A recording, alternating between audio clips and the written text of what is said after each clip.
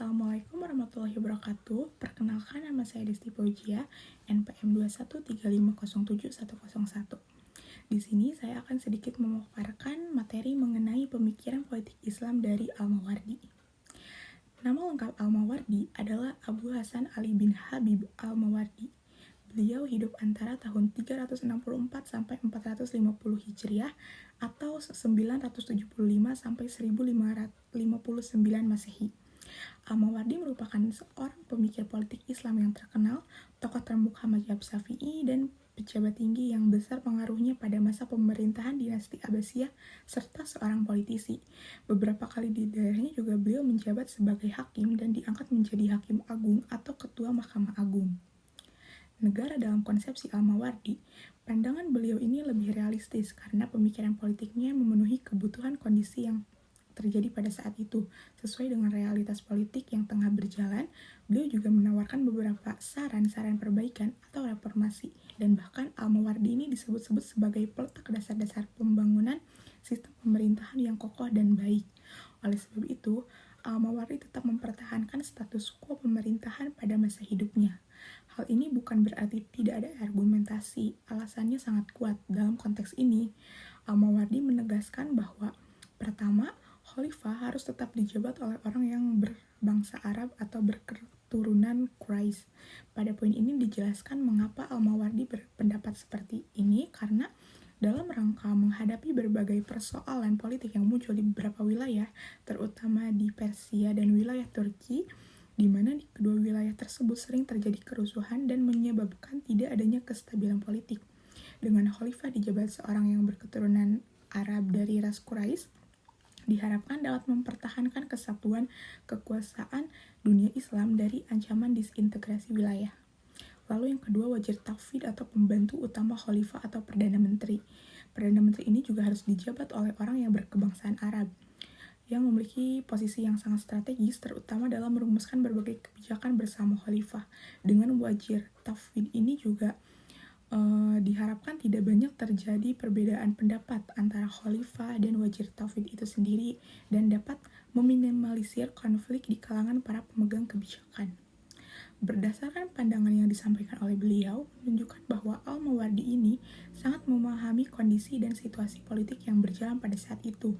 Maka dapat ditegaskan bahwa negara yang dikonsepsikannya adalah negara monarki, meskipun kepala negara menggunakan gelar khalifah, karena dalam hal ini Al-Mawardi tidak menawarkan bentuk lain selain sistem pemerintahan yang sudah berjalan secara tradisi sejak masa dinasti Umayyah dan dilanjutkan oleh dinasti Abbasiyah.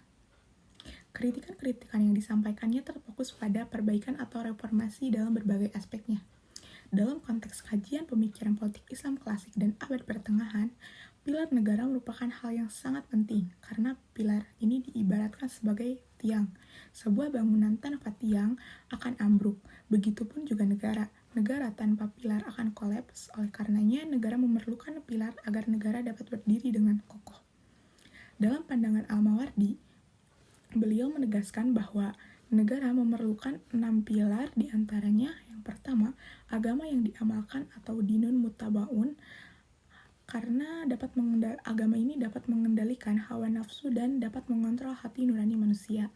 Yang kedua, penguasa yang berwibawa atau sultanul kahir. Dengan kewibawaannya ini, kepala negara dapat mengakomodasi berbagai kepentingan yang berbeda-beda menjadi lebih efektif, sehingga dia dapat mengelola negara dengan baik. Lalu yang ketiga adalah keadilan yang merata atau adlun syamilun. Dengan meratanya keadilan di kalangan masyarakat dan semua warga negara, akan lahir keakraban di antara sesama warga negaranya. Lalu yang keempat, keamanan yang merata. Dengan keamanan yang merata, rasa takut dan gelisah itu akan hilang. Rakyat dapat menikmati ketenangan jiwa atau batinnya, lahir dan berkembangnya berbagai inisiatif, daya kreasi, dan berbagai aktivitas masyarakat. Rakyat semuanya merasa aman, orang-orang lemah juga ikut merasakan ketentraman hidupnya. Lalu yang kelima adalah kesuburan tanah yang berkesinambungan atau khosban daiman, dalam artian terpenuhinya semua kebutuhan dan ketersediaan berbagai fasilitas yang diperlukan untuk kesuburan tanah. Lalu yang keenam adalah harapan kelangsungan hidup. atau amalun fasihun. Jika generasi masa lalu tidak memberikan harapan-harapan dan sarana-sarana kepada generasi hari ini, maka menurut Al-Mawardi, persediaan kebutuhan untuk satu hari pun tidak akan mencukupi, apalagi sampai melatih hari berikutnya. Jika ini yang terjadi, maka pergantian dunia kepada generasi yang akan datang akan hancur berantakan. Akibatnya, tidak ada lagi kebutuhan untuk hari esok. Akibat lanjutannya lagi, hari esok itu akan menjadi lebih buruk daripada hari ini, sehingga pohon-pohon pun tidak akan bisa tumbuh.